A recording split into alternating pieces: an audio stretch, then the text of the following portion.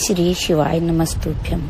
हर हर महादेव। दोस्तों, तो शंकर भगवान ने कहा था लक्ष्मी बस इतना करना, प्रत्येक सोमवार के दिन तो बेलपत्री के पेड़ के नीचे जाना और वहां बैठकर वहां पर झाड़ू लगाना। शाम के समय जो बेलपत्री के पेड़ के नीचे सोमवार के दिन दिया लगाए उसके घर में तो प्रवेश कर जाना। आज भी नियम है, अगर जिसके यहाँ लक्ष्मी नहीं टिकती, जिसके यहाँ संपदा नहीं बढ़ती, जिसका व्यापार नहीं चलता, जिसके सर्विस नौकरी सही नहीं हो रही, उसको सोमवार के दिन अगर बेलपत्री के पेड़ के नीचे जो दिया लगाता है उसके घर में कभी संपदा की कमी नहीं आती साहब, लक्ष्मी उसके घर में प्रवेश करती है। आज भी नियम है, जिसकी 18 साल 20 साल तक संतान नहीं होती, अगर वो बेलपत्री के पेड़ के नीचे एक ब्राह्मण और एक ब्राह्मणी को उसके बच्चे को गोदी में बिठाकर खीर खिला देता है और वही झूठी खीर जिसका गर्भ नहीं ठहरता वो खा लेता है, मात्र 2 महीने के अंदर उसका गर्भ ठहर जाता है।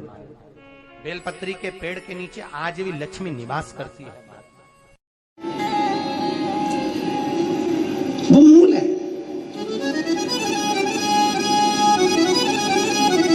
आप अपने भीतर का संकल्प प्रबल करिए, आप अपने भीतर का नियम प्रबल करिए। नशा करो, और वो नशा दारू का या मदिरा का नहीं कि रात को पी सुबह उतर गई। नशा एक और होता है, शंकर के मंदिर में एक लोटा जल चढ़ाने का और शंकर के नाम को गाने का। वो कभी उतरता नहीं, वो कभी नहीं उतरता। वो नशा शिव भक्ति का जितना चढ़ता है, मैं दानव है, असुर है, राक्षस है, पर उसने शंकर की भक्ति का नशा जो धारण करा वो नशा ऐसा रहा कि देवलोक की अप्सरा हेमा अप्सरा के साथ उसका विवाह हो गया। मैं दानव को शंकर की भक्ति का नशा ऐसा चढ़ा कि इसी मेरठ की भूमि पर मैं दानव की इसी नगरी में रहकर उसने अपनी पत्नी के साथ में भगवान शंकर की आराधना करी कि मुझे संतान सुख प्राप्त हो। और एक मधुरा नाम की एक अप्सरा शिव को देखकर मोहित हो गई। उस अप्सरा ने कोई तप साधना नहीं करी, शंकर की पूजन, एक लोटा जल, एक बेलपत्र शंकर को एक चढ़ाती, प्रार्थना करती। एक दिन माता पार्वती को लगा कि ये अप्सरा शंकर को पाना चाहती है, शंकर से कुछ पाना नहीं चाहती, शिव को पाना चाहती है। पार्वती को बुरा लग गया।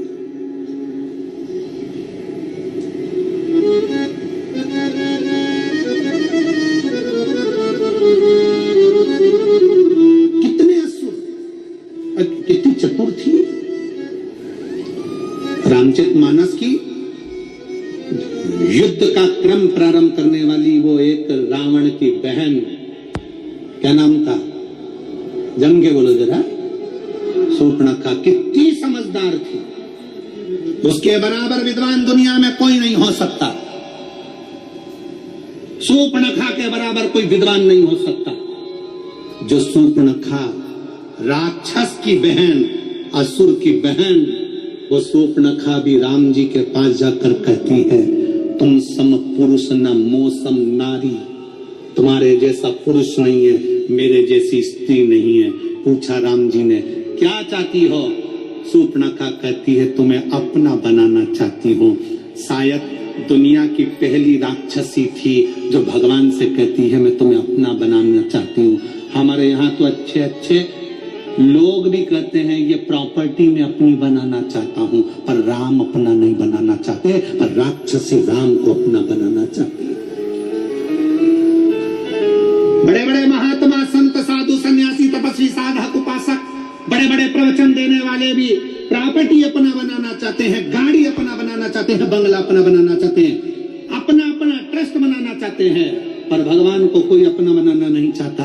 पर वो राक्षस की बहन शूर्पणखा भी राक्षस की बहन होकर भगवान के सामने जाकर सीधा ऑफर देती है, तुम मेरे और मैं तुम्हारी, और कुछ नहीं चाहिए। सीधा ऑफर है, तुम मेरे बन जाओ और मैं तुम्हारी बन जाऊं, इससे बढ़कर दुनिया में कुछ नहीं। लोग कहते हैं रावण की बहन ने युद्ध करा दिया, कहते हैं ये युद्ध मेरे राम का है। राम दिल में बैठ जाए तो फिर काम, लोभ, आसक्ति, वासना और तृष्णा से युद्ध तो होना ही चाहिए। अगर राम दिल में बैठ जाए तो काम, आसक्ति, वासना और तृष्णा से युद्ध तो होना ही चाहिए। वो युद्ध जायज है, होना चाहिए, क्यों नहीं होगा? मैं तुम्हें अपना बनाना चाहती हूँ राम, और तुम मेरे अपने बन जाओ। बस हम भी यही चाहते हैं। आप शंकर को अपना बनाओ, हम संसारवासियों से नहीं। कौन आएगा? अंत समय प्रभु। मेरठ वालों को आता है? गाओ जरा। अंत समय वचन निभा आए ना आए प्रभु कुटुंब अंत समय वचन दिया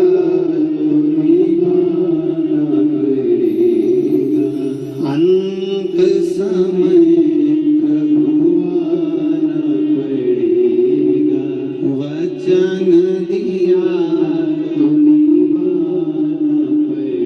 अंत समय में कोई नहीं आएगा। तुम्हारा घर, तुम्हारी गाड़ी, तुम्हारा बंगला, तुम्हारी इजाजत, तुम्हारी प्रॉपर्टी, तुम्हारा धन सब तुम्हारे घर पर रहेगा। अकेले हॉस्पिटल में हो सकता है कि कहीं पड़े हो, कौन साथ देगा? अंत समय में साथ वही देगा जो तुमने भजन किया, स्मरण किया, पुण्य करा, भूखे को भोजन कराया, प्यासे को पानी पिलाया। इस शिव महापुराण के पंडाल में आए हुए ये हजारों लाखों शिव भक्तों का जो तुमने मुंह झूठा कराया, अपने घर से पूड़ी बना लाए, रोटी बना लाए, सब्जी बना लाए, बेसन बना लाए, 4 रोटी बनाकर, तिल्ली का लड्डू बनाकर लिया। संक्रांति तो बाद में आएगी, लड्डू बनाकर पहले तुमने इस शंकर के भक्तों के मुख झूठे करा दिए। वो तुम्हारा मुख झूठा कराना खाली नहीं जाएगा। एक डायरी में लिख कर रखना, मैंने 5 रुपए की चाय किसी को पिलाई, किसी को लड्डू खिलाया, वो 3 महीने में वो 5 का 1000 गुना हुआ कि नहीं हुआ, तो हमको बताना जरूर, हमें बताना जरूर कि वो मिला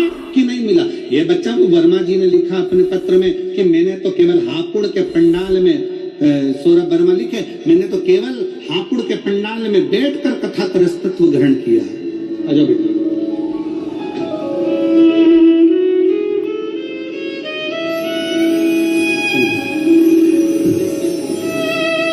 इस बच्चे के लिए भी ताली बजाओ जिसने प्रेरणा दी है आपकी टीम को।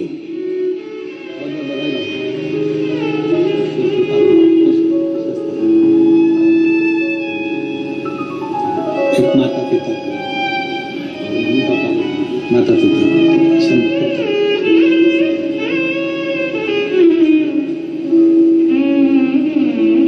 आपका किया गया भजन, आपका किया गया स्मरण, फिर निवेदन है, पैसा साथ नहीं जाएगा, करोड़ों का धन है, सब यहीं छूट जाएगा, पर पैसे का पुण्य बनाइए।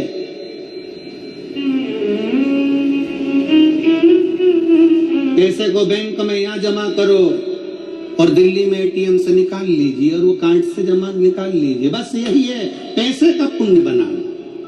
पैसे का पुण्य, थोड़ा भूखे का भोजन, प्यासे का पानी और जय बाबा बर्फानी है क्या?